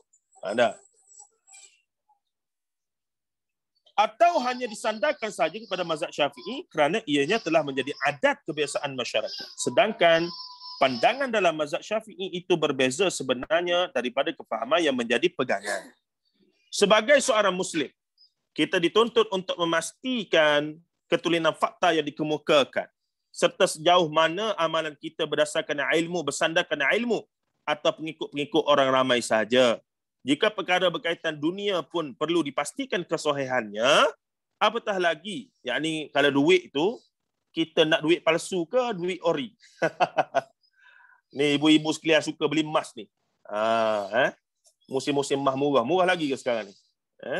Duk tengok Shopee sampai tak tidur malam. Duk belik nak beli emas. Bukan main. Nah, tiba-tiba orang kita beli 916 ke apa ke, tiba-tiba orang hantar yang entah ori ke entah tidak. Marah ke tidak? Marah lah. Komplain macam-macam lah. Nak refund lah apa semua. Kena menipu lah apa semua.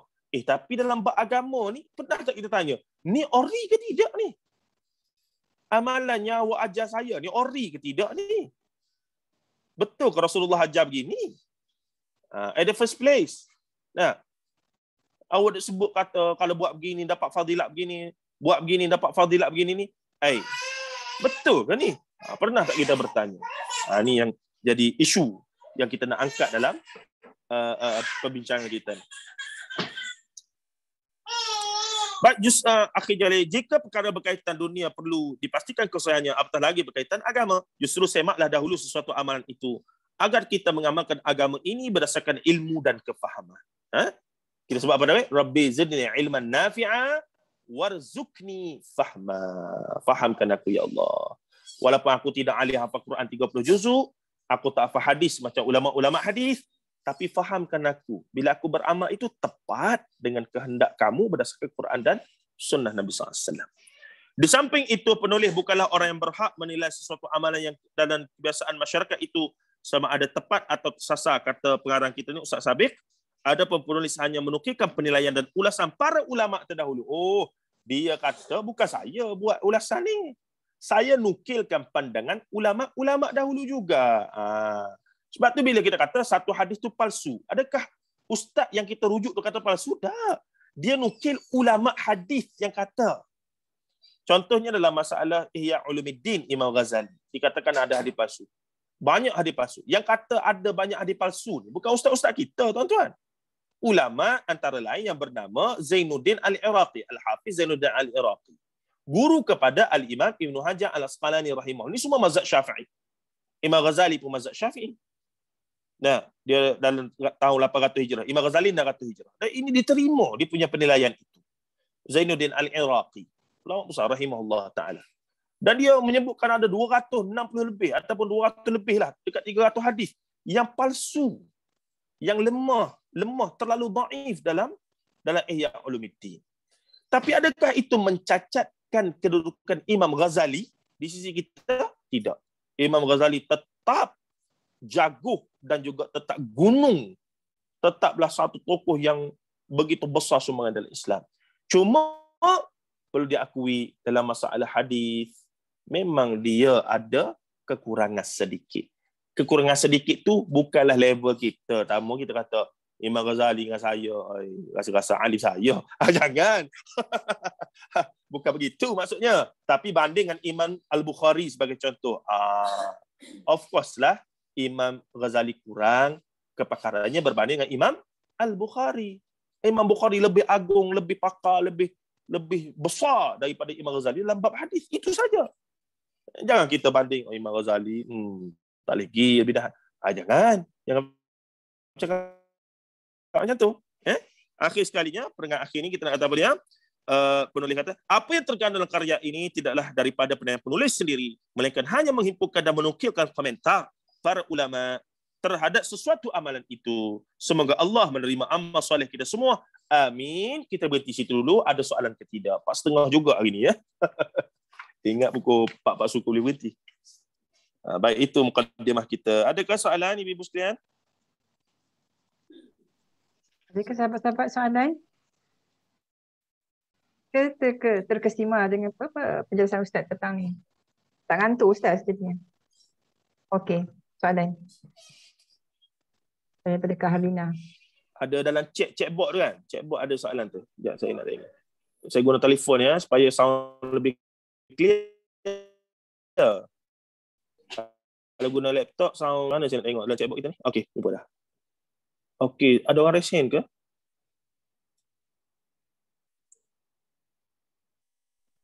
Sekarang Ustaz ada berapa tahap bid'ah? Bid'ah hasanah, bid'ah dhalalah. Dhalalah boleh Ustaz terangkan. Baik. Dalam buku saya yang bertajuk Khurafat Tahyul dan Mistik tu, memang bid'ah ni luas perbincangannya di kalangan para ulama. Ada bid'ah yang dinyatakan bid'ah mufassiqah, bid'ah dhalalah, ada bid'ah mahramah, ada bid'ah hasanah betul. Ada macam-macam lah perbincangannya. Tapi yang paling penting bid'ah ni dia bukan hukum taklifi. Dia natijah. Dan untuk nak kata satu bid'ah dhalalah yang hukumnya finnar itu tidak semudah. Bila kita tengok Amatul Bezoski, ni bid'ah dhalalah tak begitu. Memang para ulama cukup berhati-hati dalam masalah ini. Cumanya bila disebutkan satu benda itu hatta bid'ah hasanah sekalipun, kalaulah dalam bab itu ada sunnah sahihah, maka kita wajar mengutamakan sunnah sahihah berbanding dengan bid'ah hasanah. Itu maksudnya. Dan di sini ada kekeliruan sikit dan mungkin perbezaan pandangan lah di kalangan para ulama. Contohnya sebahagian asatizah kita, bahkan guru-guru saya sendiri, mereka berpegang bahawa bila mana Umar bin Khattab radhiyallahu anhu mengadakan solat sunat tarawih 20 rakaat secara berjemaah, dan Umar kata ni'matan bid'ati hazihi, begitulah. Maksudnya sebaik-baik bid'ah inilah. Maka ini menunjukkan ada bid'ah yang diterima.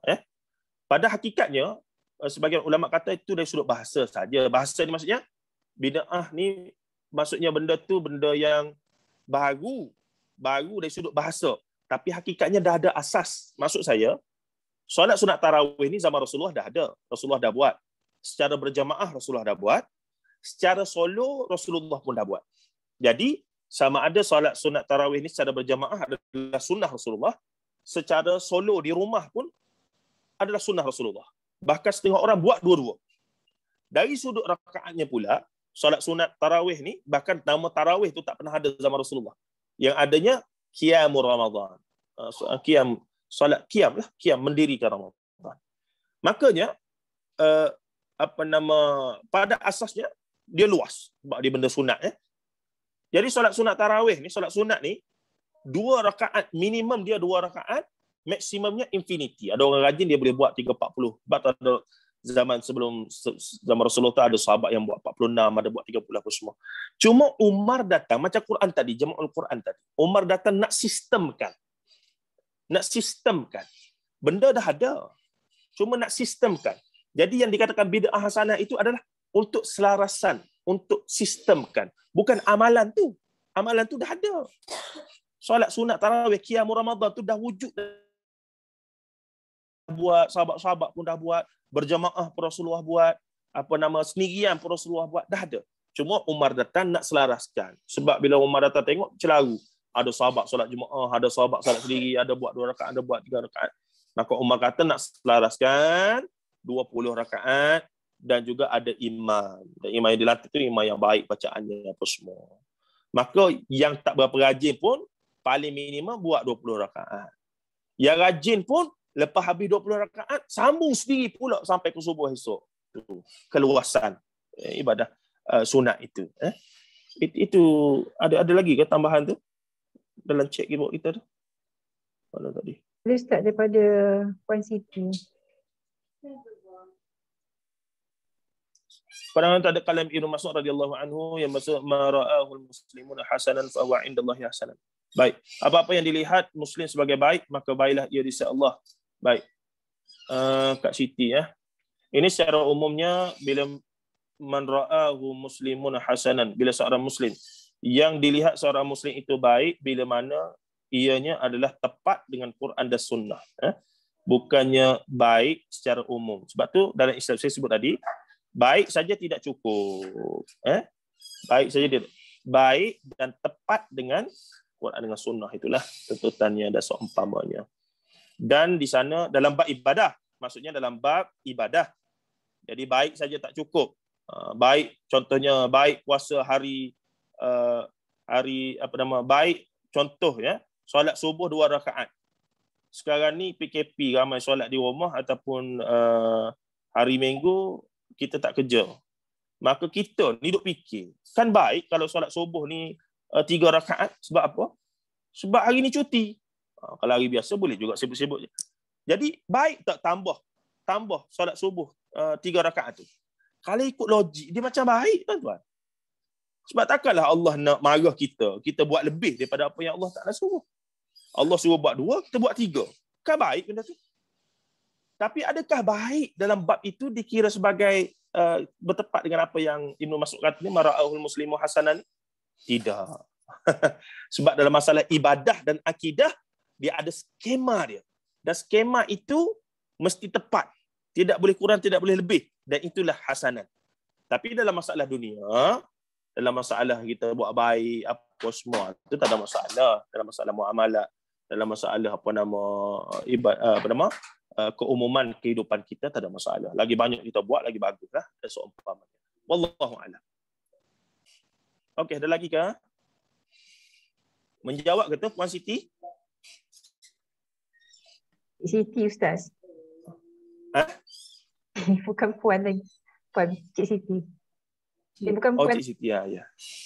Cik Siti, menjawab ke tu? Assalamualaikum, Ustaz. Waalaikumsalam, ya. Tanya balik yang tadi soalan saya tu lah berkenaan bid'ah tu. So sometimes bila kita macam solat tarawih tu okey, satu contoh tu clear lah. Tapi sometimes macam kita bila refer macam bacaan-bacaan dalam solat, doa-doa, contoh doa selepas azan kan, ada yang tak ada dalam matan hadis. Dan ada yang bersandarkan hadisnya dhaif ataupun memang sengaja ditambah lah.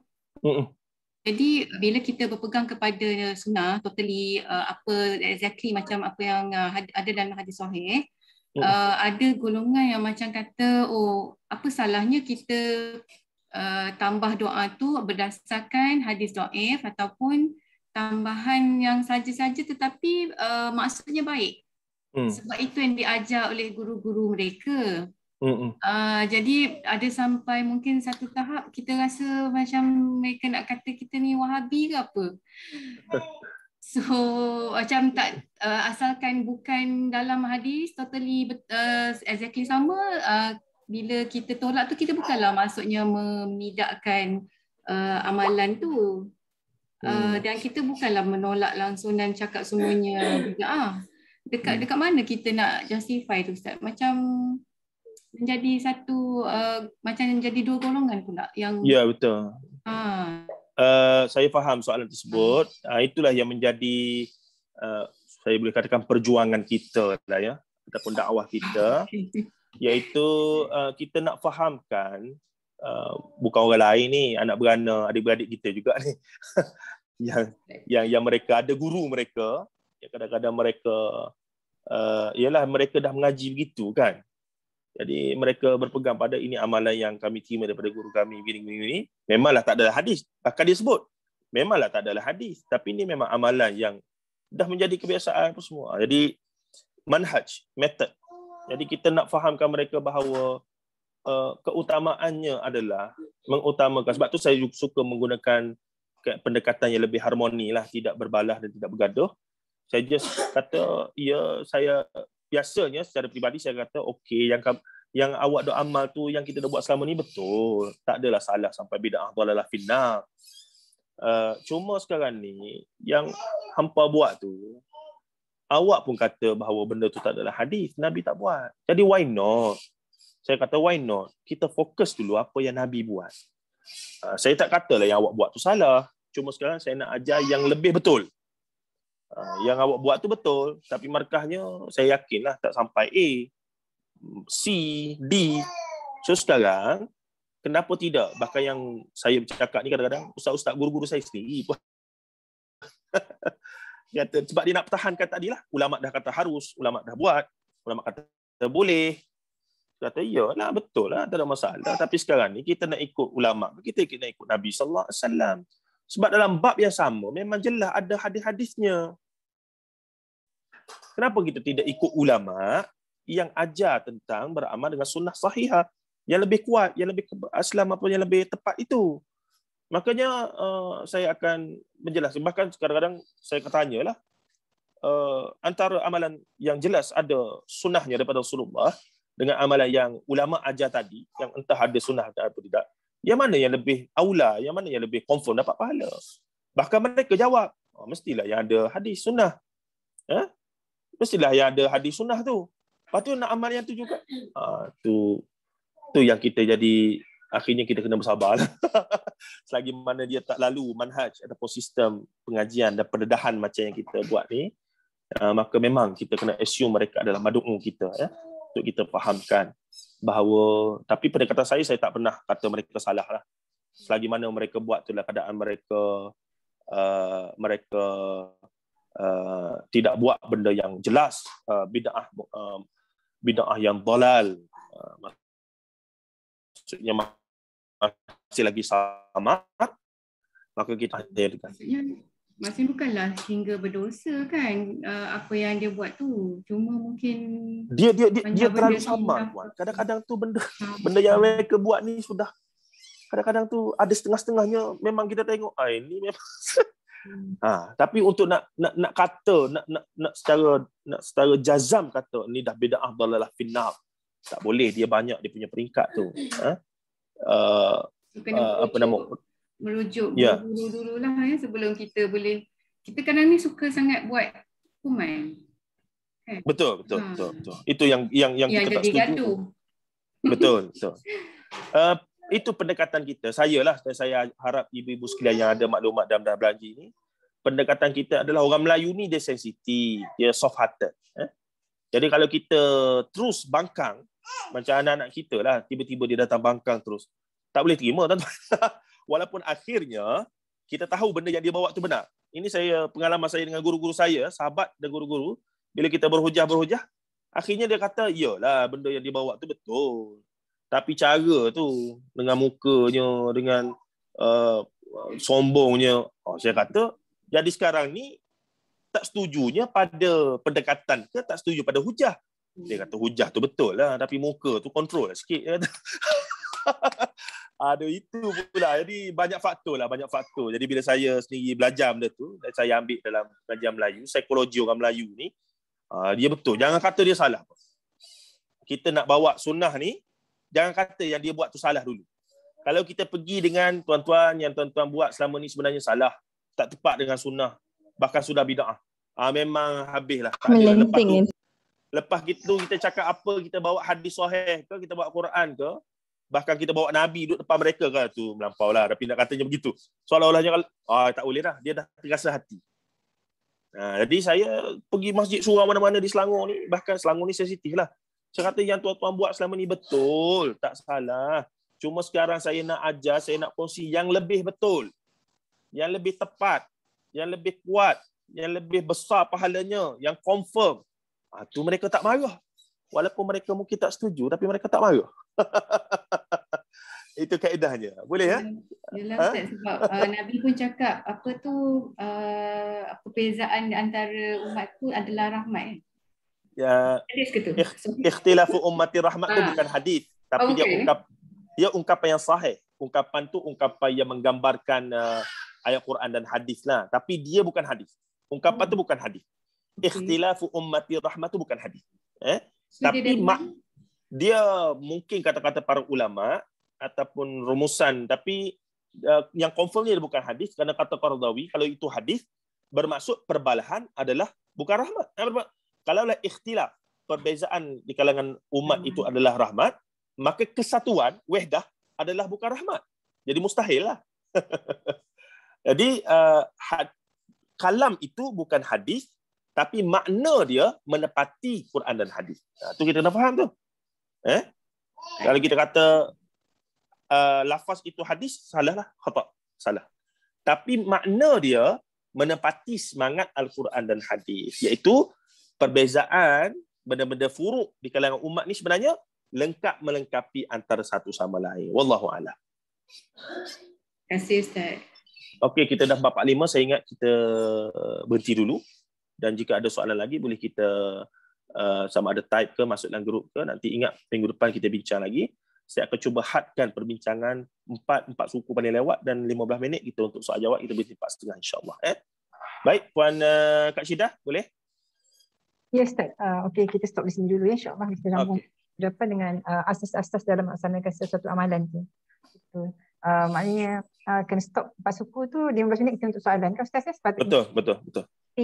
Sebab mukadimah ni panjang sikit kot kan. Betul. Dia semangat hari. Saya pun tahu macam mana jadi semangat.